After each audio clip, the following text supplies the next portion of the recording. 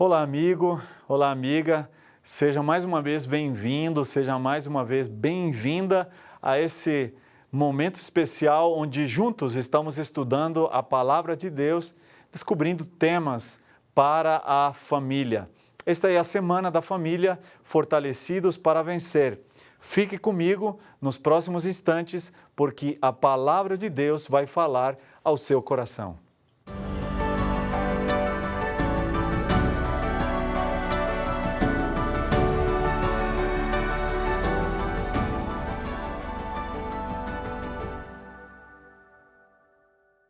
No tema de hoje, nós vamos estudar um assunto muito importante.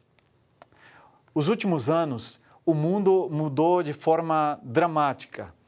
Quando a gente lia nas histórias de antigamente, por exemplo, a guerra que houve no século passado, ou quando estudamos a peste bubônica que aconteceu lá pelo século XIV, não imaginamos que talvez nós viveríamos há tão pouco tempo atrás uma crise sanitária mundial nas proporções que tivemos do coronavírus e ainda estamos vivendo com algumas dessas sequelas.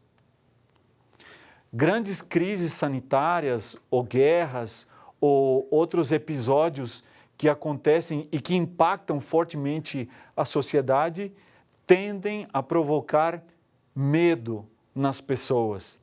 Medo de morrer, medo de perder um ser querido, medo de ficar doente, medo de perder o emprego, ser demitido porque a empresa tem que fechar porque já não pode mais continuar com as suas portas abertas, medo de fracassar, medo de não conseguir atingir os nossos objetivos. Enfim, existem muitos medos. E esse é o assunto de hoje e eu quero convidar você para curvar a sua fronte, se você pode curvar a sua fronte e fechar os seus olhos, para fazer comigo essa oração. Pai querido, Senhor, muito obrigado, porque mais uma vez podemos abrir a Tua Palavra. E nesse assunto tão importante que vamos estudar hoje, que significa como ser fortalecidos, a nossa família como pode ser fortalecida contra o medo, queremos, Senhor, encontrar em Ti, Senhor, a segurança e a paz que só Tu podes dar. Portanto, pedimos que o Senhor abençoe a cada pessoa que está assistindo nesse momento. Em nome de Jesus. Amém. Você sabia que existem aquilo que os psicólogos chamam de MARTA? Já ouviu falar essa sigla? Na verdade, não é uma sigla, é um acróstico que a maioria dos psicólogos usam. É o termo MARTA. Isso mesmo, como um nome que a gente pode conhecer alguém, ou até mesmo a Marta da Bíblia. E eles definem esse acróstico Marta como o M sendo medo, o A sendo ansiedade, a letra R sendo raiva, a letra T de tristeza e a letra A de alegria. Cada uma dessas emoções, medo, ansiedade, raiva, tristeza e alegria, os psicólogos dizem que são as emoções mais comuns e são as mais recorrentes em cada um de nós.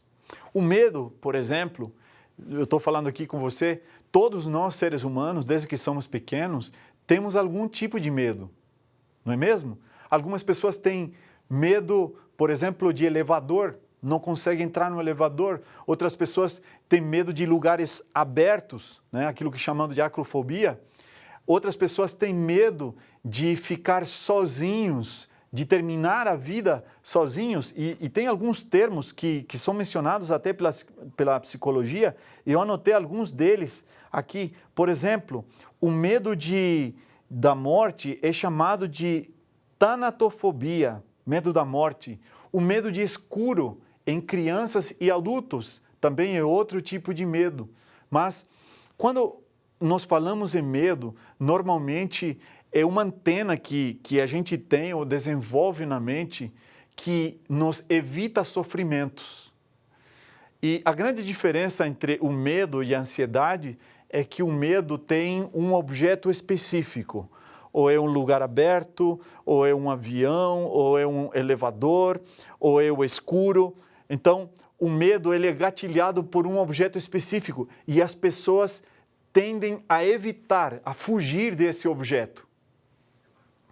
A psicologia diz que quando se trata de ansiedade, é um medo generalizado, mas que não pode ser identificado facilmente com um objeto específico. Então, dizemos que a ansiedade é um estado de alerta que a mente provoca diante de alguma situação que a mente considera que pode ser ameaçadora.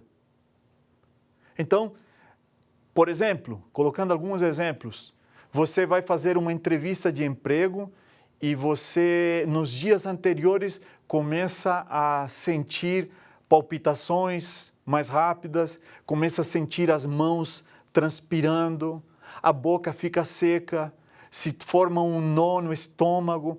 Todas essas situações são sintomas ali fisiológicos. Quando a gente fala de ansiedade, não estou falando coisa minha, estou falando o que os psicólogos dizem, eu não sou especialista na área, mas pelo que a gente vai lendo, existem três partes, pelo menos, em ansiedade. Falando agora de ansiedade, o componente cognitivo é onde a mente desenvolve alguma situação pela qual a mente mesmo fica ansiosa. E aí pode ser uma prova na faculdade, pode ser o vestibular, pode ser o casamento de um filho, pode ser uma situação de divórcio, sabe? Então, a mente vai desenvolvendo esse componente cognitivo, que tem a ver com as ideias. Mas, ao mesmo tempo, a mente manda um sinal para o corpo que se traduz em sinais fisiológicos. Tem gente que começa a sentir dor de cabeça só porque está angustiada. Quer ver mais uma coisa? Já vi pessoas que sentem dores absurdas no estômago, tem até que tomar morfina. Por quê? Porque estão vivendo um processo de ansiedade ao extremo. Tem gente que fica trêmula, tem mais diferentes tipos de reações fisiológicas devido a um processo de ansiedade. E o último componente que a psicologia diz na ansiedade é o componente comportamental.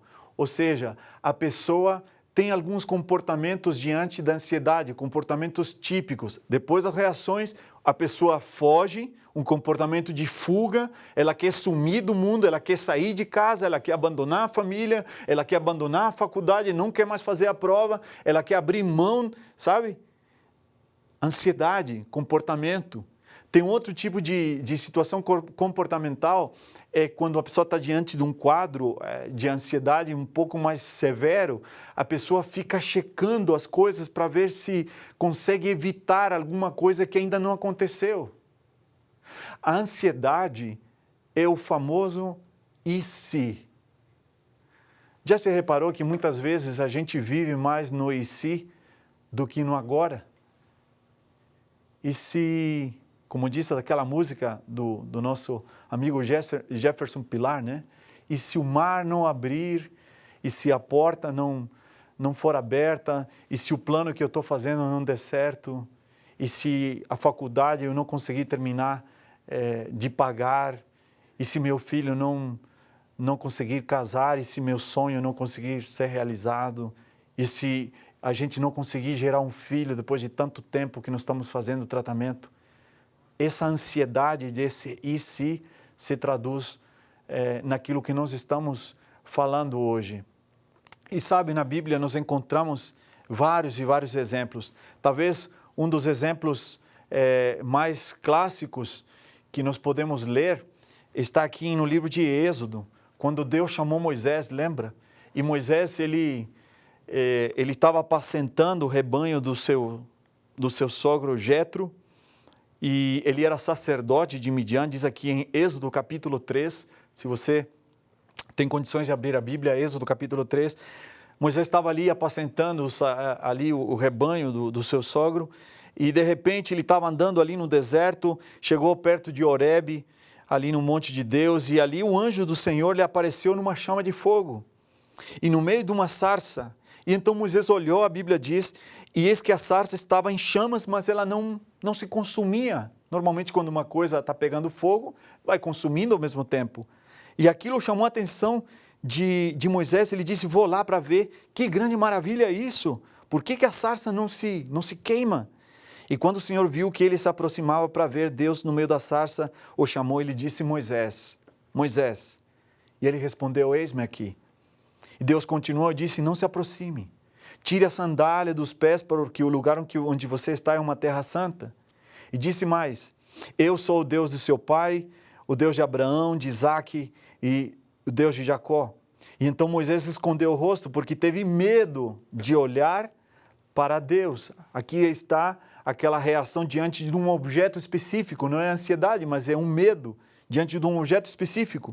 E aí o verso 7 diz: então o Senhor continuou e disse: certamente eu vi a aflição do meu povo que está no Egito, e ouvi o seu clamor por causa dos seus feitores. Eu conheço o sofrimento do meu povo. Por isso eu desci a fim de livrá-lo das mãos dos egípcios e para fazê-lo sair daquela terra e levá-lo para uma terra boa e ampla, terra que mana leite e mel. O lugar do cananeu, do eteu, do amorreu, do ferezeu, do heveu e do jebuseu. Pois o clamor dos filhos de Israel chegou até mim. E também vejo a opressão com que os egípcios os estão oprimindo. Até ali, Deus está falando para Moisés, e Moisés ficou encantado com a atitude de Deus. Ele pensou assim: Senhor, parabéns, porque o Senhor viu o sofrimento do seu povo, viu a aflição deles, viu os maus tratos. Parabéns, porque o Senhor está tomando essa atitude, o Senhor desceu para livrar o seu povo. Mas dali para frente vai mudar completamente, porque até aqueles parabéns que Deus merecia, Moisés não imaginava quais eram os planos de Deus. E ele disse, a partir do verso 10, acompanha aqui na Bíblia, diz: agora venha. Deus chama, então envolve Moisés e diz: agora venha, e eu enviarei você a Faraó, para que você tire do Egito o meu povo, os filhos de Israel. Então Moisés percebeu que o plano de Deus não era só ele. O plano de Deus estava agora envolvendo alguém mais, e esse alguém mais era ele mesmo, o próprio Moisés. E então Moisés pergunta a Deus e diz assim: quem sou eu para ir a Faraó e tirar do Egito os filhos de Israel? E Deus respondeu: eu estarei com você, e esse será o sinal de que eu enviei. Depois que você tiver tirado o povo do Egito, vocês adorarão a Deus nesse monte. E Moisés disse a Deus: eis que quando eu for falar com os filhos de Israel, eles disser: o Deus de seus pais me enviou a vocês, e eles vão me perguntar qual é o nome dele. Então, o que eu vou falar? E Deus disse: eu sou o que sou. E disse mais: assim você dirá aos filhos de Israel: eu sou, me enviou a vocês. Disse ainda mais a Moisés: assim você dirá aos filhos: o Senhor, o Deus de seus pais, o Deus de Abraão, de Isaque, de Jacó, me enviou a vocês. Esse é o meu nome eternamente. E assim eu serei lembrado de geração em geração. Portanto, vá, reúna os líderes, os anciãos de Israel e diga: o Senhor me enviou.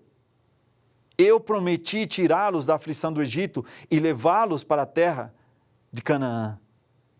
O verso 18 diz: e ouvirão o que você vai dizer, e você irá com os anciãos de Israel ao rei do Egito, e você lhe dirá: o Senhor Deus dos hebreus veio ao nosso encontro. Agora deixe ir aos caminhos do deserto por 3 dias, a fim de oferecer sacrifícios ao Senhor. E a Bíblia vai dizendo que Deus faz um chamado a Moisés. E Moisés começa a se desculpar. Um pouco mais à frente, a Bíblia diz que o próprio Moisés disse para Deus: Senhor, eu não tenho condições de aceitar esse chamado.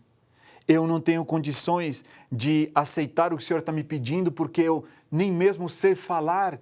Eu não sirvo para isso, eu estou aqui cuidando das ovelhas. Essas ovelhas não são nem minhas. Em outras palavras, Moisés está dizendo para Deus: Senhor, eu tenho medo. Eu tenho medo desse desafio que o Senhor está colocando nas minhas mãos. E ali nós encontramos o capítulo 3 e o capítulo 4, Deus tentando convencer e tentando tirar esse medo do colo de Moisés. Você já sentiu algum medo persistentemente ali dentro da sua casa, dentro do seu lar, dentro da sua família? Quais são os medos que atormentam a sua casa hoje? Tem preocupação, ansiedade com alguma coisa? Veja o que teria acontecido se Moisés não tivesse enfrentado esse medo e aceitado confiar no Senhor. Provavelmente ele continuaria a apacentar os rebanhos do seu sogro Jetro. Sabe, normalmente Deus se manifesta no desconhecido. E talvez eu estou falando aqui para um pai ou para uma mãe a quem Deus tem colocado novos projetos na sua vida espiritual e você continua a querer viver cuidando dos rebanhos. Continua a querer fazer a rotina que você sempre fez. É interessante que a rotina é a zona de conforto, né? A gente tem medo do desconhecido. E normalmente Deus se manifesta muito mais frequentemente no desconhecido. Se Moisés não tivesse aceitado o convite de Deus a confiar nele, a lançar sobre ele toda a ansiedade, todo o medo, provavelmente ele não teria visto o mar se abrir, nem o pão cair, e nem Moisés estaria hoje onde ele está, no reino dos céus. Sabe, a psicologia e os psicoanalistas e todas as técnicas dessa terra ensinam milhares e milhares de formas para você vencer os seus medos. Mas a forma e a única forma que a Bíblia ensina é aprender a confiar em Deus como se fosse alguém real na sua vida. Esses tempos atrás eu estava indo fazer uma reunião da igreja, estava indo para um compromisso da igreja e no meio da estrada, em direção ao lugar que eu ia, era por volta das 3 horas da tarde, caminhava um andarilho com umas sacolas na mão.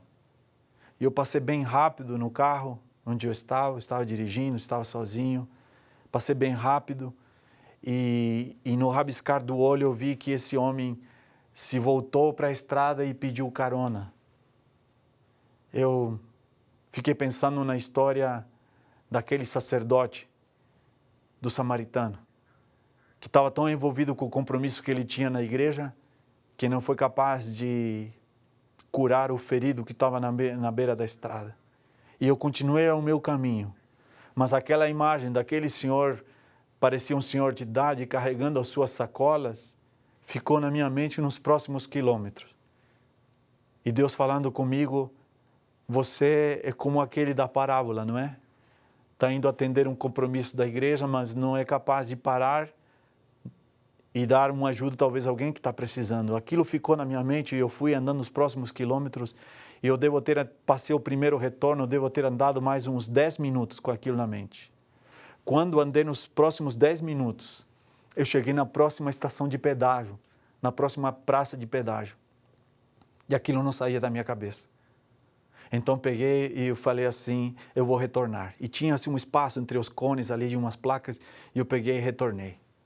Andei mais 10 minutos de volta e ali estava aquele andarilho com sua sacola subindo aquele morro, naquela estrada, naquela BR. Eu baixei o vidro do outro lado, era uma pista dupla, e eu perguntei, o senhor está indo para onde? E ele me disse, estou indo para tal cidade. Eu disse, não é possível. Essa cidade que ele está falando está a mais de 250 quilômetros daqui. Então eu disse, olha, me espere aí, eu vou contornar, eu vou retornar e já chego aí.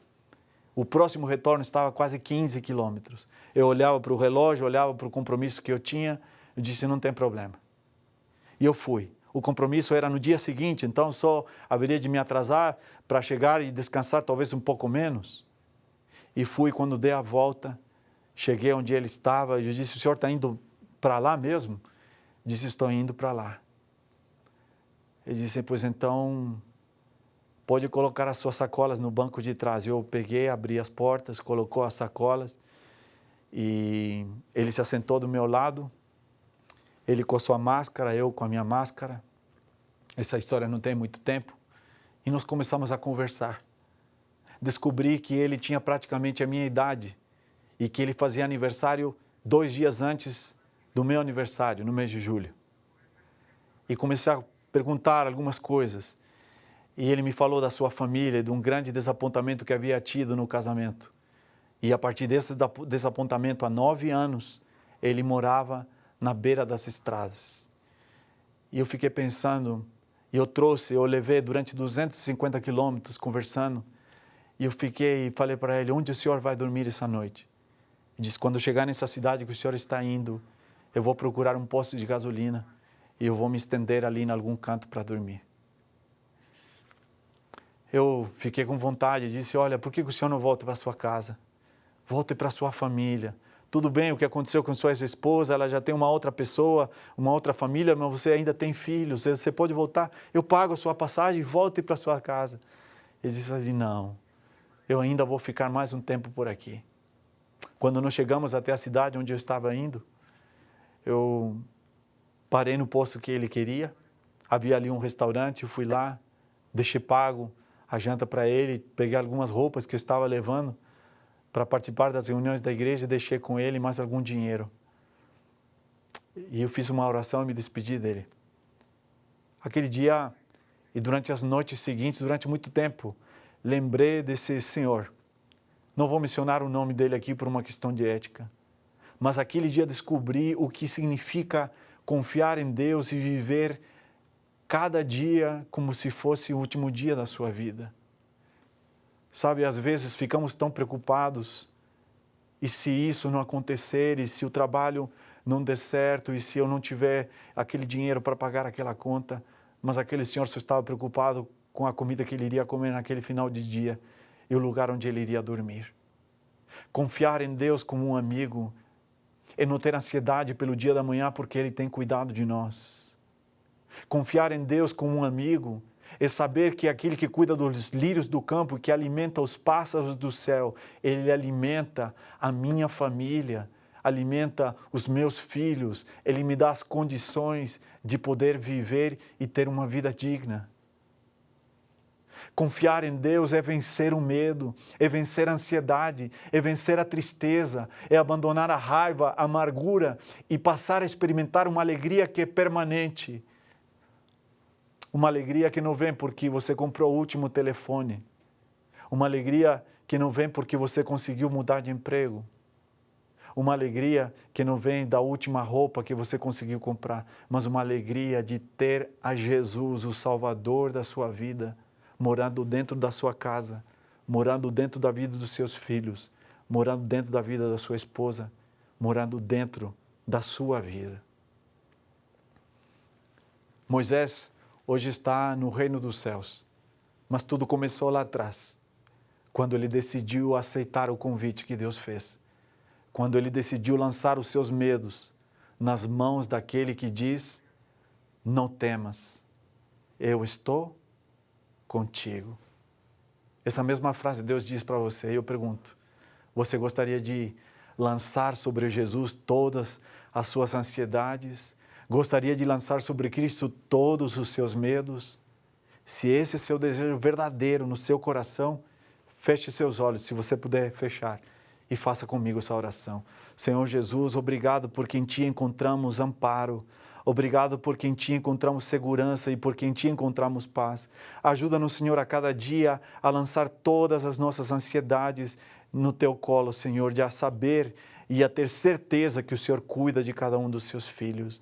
Abençoa esse pai, abençoa essa mãe, abençoa seus filhos que estão assistindo esse programa agora, que a cada dia nós possamos ouvir da Tua boca, Senhor, não temas, porque eu estou contigo. Muito obrigado, Senhor, por essa certeza, em nome de Jesus. Amém.